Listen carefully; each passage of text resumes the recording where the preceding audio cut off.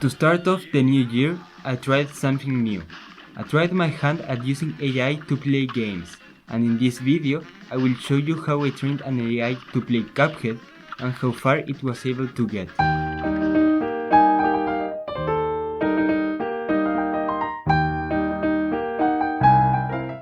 Let's define some objectives.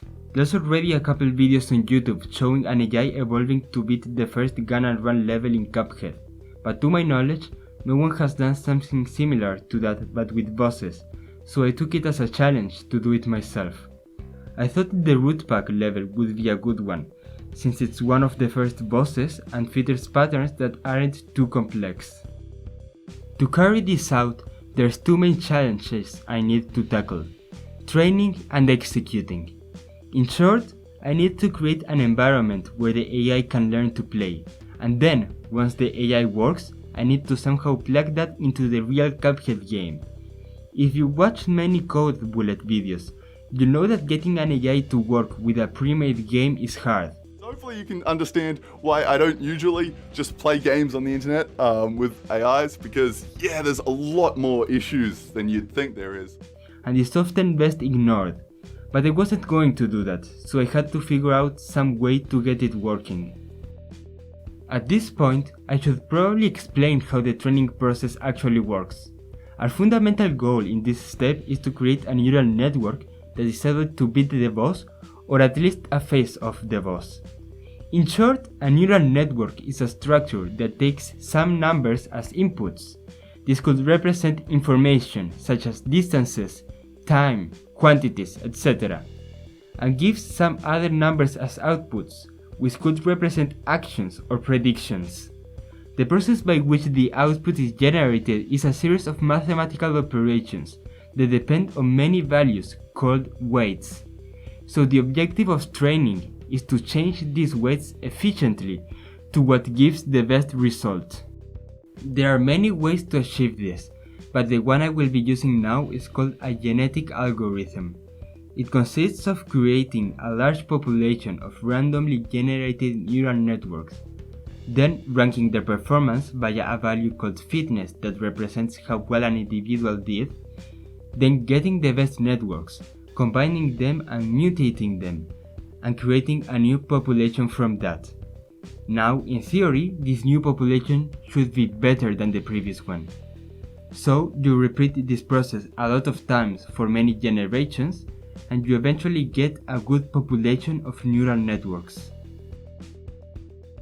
The first problem is creating an environment for the genetic algorithm to take place. It makes the most sense to recreate Cuphead in a separate application and using that, rather than the actual game, because your simple recreation will run faster than the original game. You will have more control and access to the variables, and you can also run many networks at the same time, among other things. To make an accurate recreation of Cuphead, I used Cheat Engine to analyze the game, so that I can see values in memory and how they change in real time. After finding the values for the X and Y coordinates and tracking them, I was able to find the running speed and figure out how the jump works.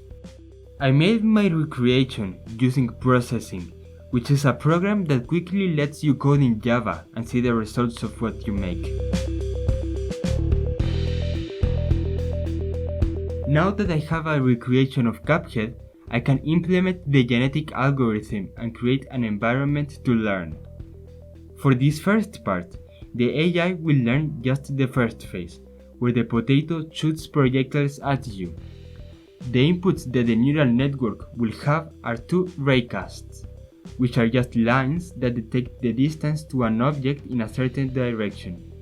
One raycast will point forwards and look for projectiles, while the other will point downwards and look for the ground. The only output will be a number between 0 and 1, where a number greater than 0.5 will mean a jump, and the fitness will simply be the time survived. With this done, we can let the evolution take place.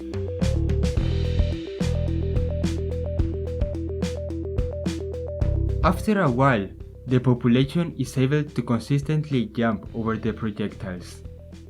Now I just need to get this network into Cuphead. This would be extremely hard to do, but luckily Cuphead was made with Unity, which means that the code can easily be read using a .NET debugger like dnspy, and then hooked into using a library like Harmony Live. Specifically, I used a Unity plugin framework called BepInX, with which I can load custom code into the game and hook into functions. By doing this, I was able to override the functions that retrieve the inputs to replace it with my own, as well as calculating the raycasts using Unity's own physics module.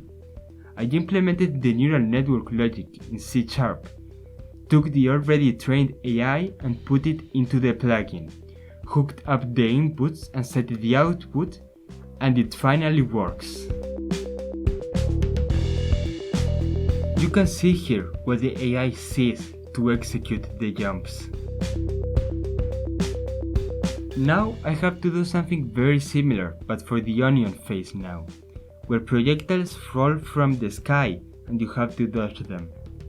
I created an environment for learning using processing again, and started training the networks, which would have 6 different inputs, 5 raycasts pointing upwards and 1 raycast pointing to the left, which just looks for the level border, and the only output is a number that will either mean moving to the left, standing still, or moving to the right.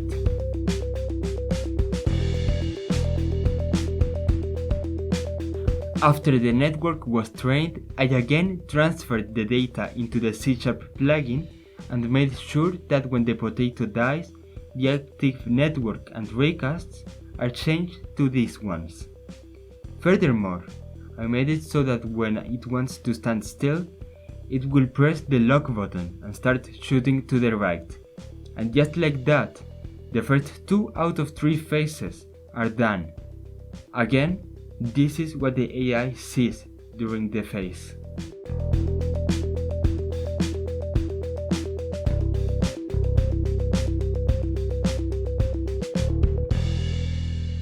The last phase, the one with the carrot, was a completely different deal though. This phase is way more complicated than any of the ones before. To shoot the carrot, you need to stand in a precise spot compared to the other phases, where just facing in the correct direction is enough. This phase also requires shooting the projectiles instead of just the boss, and the first attack where you have to pay attention to telegraphs is here as well. Because of all these complications, I couldn't actually get this phase to work, but this is not the end. I will put more effort into making this work, using more sophisticated neural structures such as NEAT, and putting in all the effort it needs. So now you just have to wait for a part 2.